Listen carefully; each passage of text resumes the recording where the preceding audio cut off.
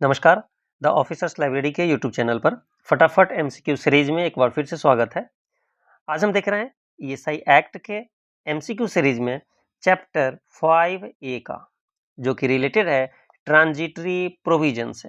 अब transitory provisions क्या होते हैं और यहाँ से कैसे क्वेश्चंस बनते हैं, देखते हैं उनको हम एमसीक्यू फॉर्मेट में।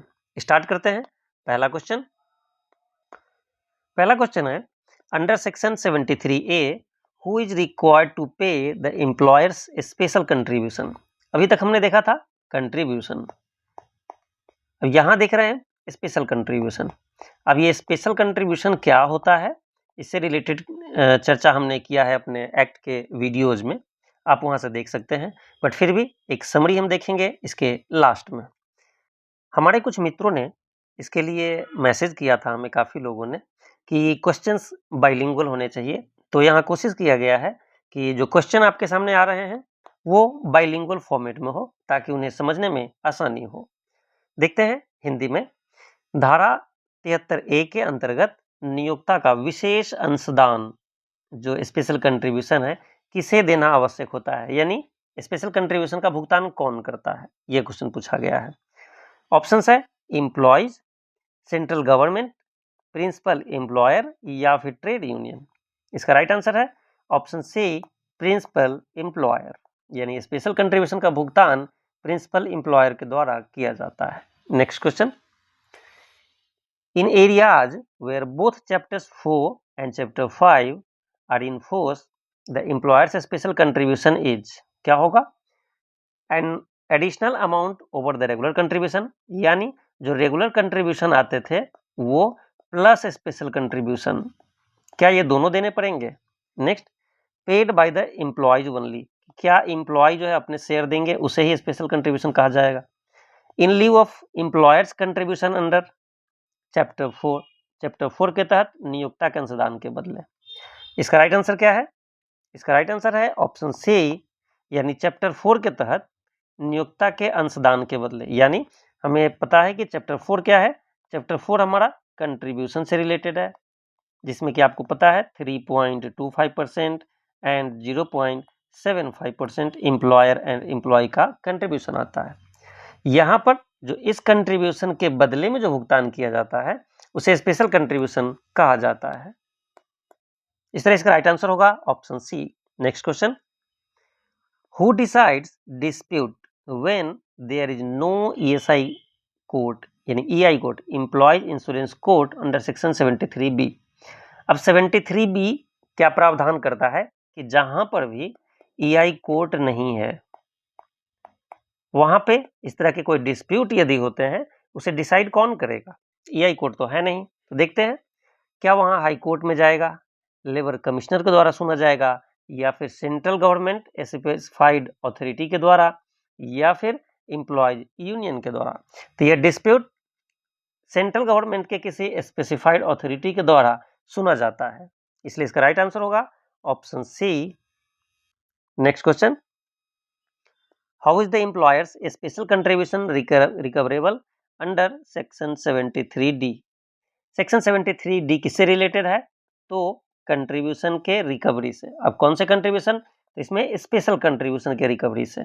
अब आपको पता है जैसे नॉर्मल कंट्रीब्यूशन की रिकवरी होती है, वैसे ही स्पेशल कंट्रीब्यूशन की भी रिकवरी की जाएगी।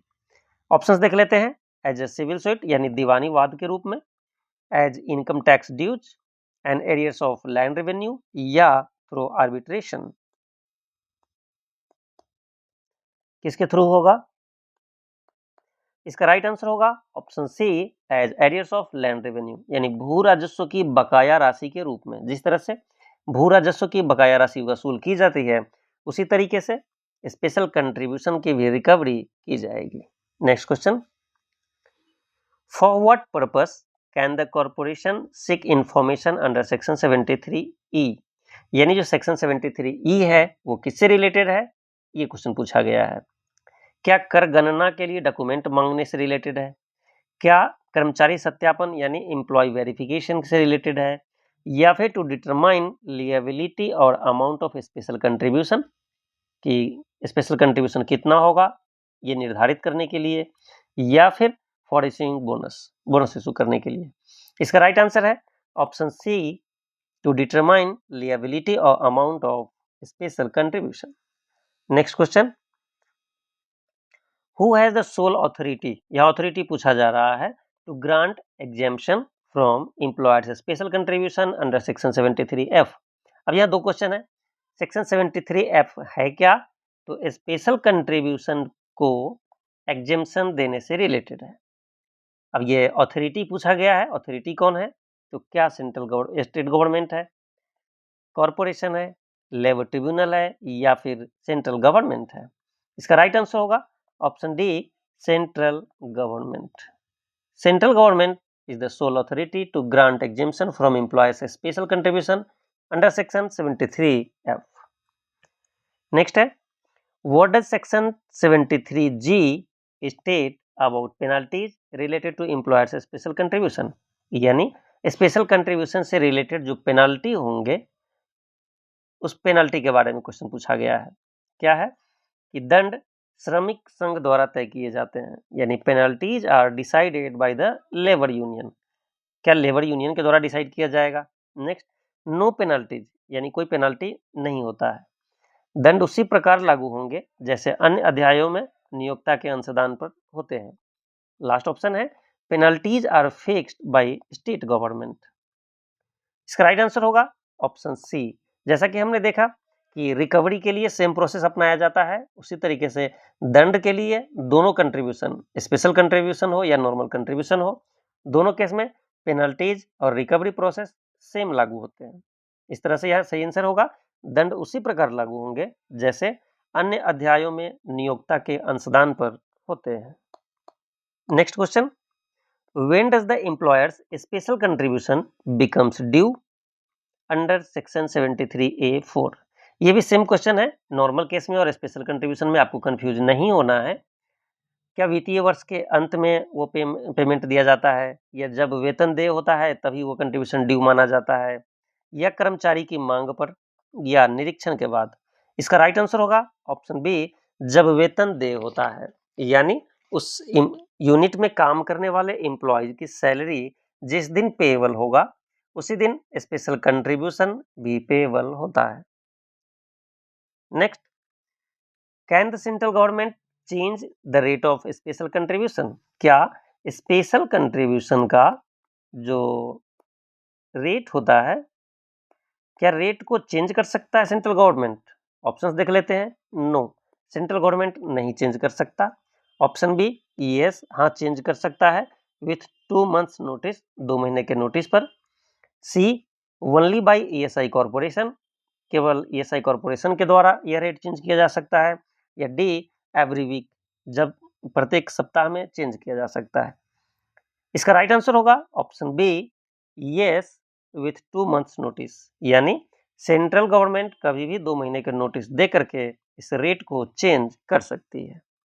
Next question, what is the meaning of total wage bill. Total wage bill क्या होता है और ये है कहां पर दिया हुआ, तो सेक्शन 73A में। इसका अर्थ क्या है, कुल वेतन बिल का अर्थ क्या है। Wages of only permanent staff, क्या सिर्फ परमानेंट स्टाफ का वेज होता है उसे कुल वेतन बिल कहा जाता है। वेजेज पेड आफ्टर टैक्स, यानी टैक्स के बाद जो वेज बच गया क्या उसे कुल वेतन बिल कहा जाएगा। या फिर total wages accrued during specified wage period, निर्दिष्ट वेतन अवधि के दौरान कुल देय वेतन होगा। या फिर wages paid except all allowances.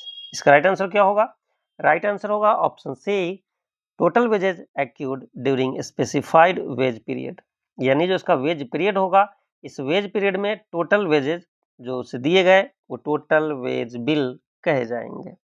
Next, और इस चैप्टर का last question, under section 73F on what basis can the central government exempt a factory और एस्टेब्लिशमेंट। यानी जो एग्जेम्पशन दिया जाता है किसके द्वारा दिया जाता है, तो सेंट्रल गवर्नमेंट के द्वारा।